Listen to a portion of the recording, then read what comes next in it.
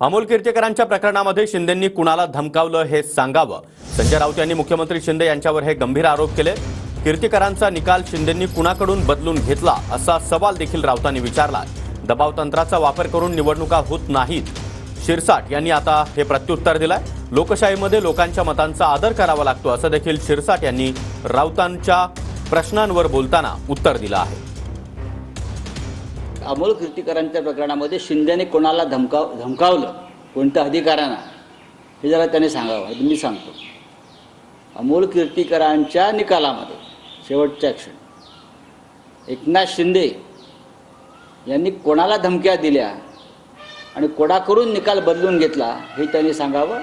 मग मी त्यांच्या प्रश्नाचं उत्तर देतो. असं कुणाच्या सांगण्यावरून किंवा कुणी सांगितलं म्हणून निकाल चेंज होत आहेत असं जर असतं ना, तर आमच्या 15 जागेत आम्ही 15 निवडून आणले असतं.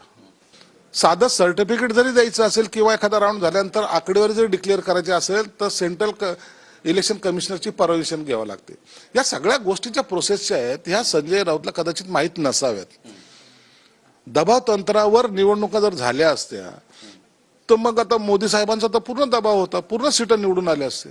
अशा दबावावर निवडणूक होत नसतात. लोकशाहीमध्ये लोकांच्या मताचा आदर करा.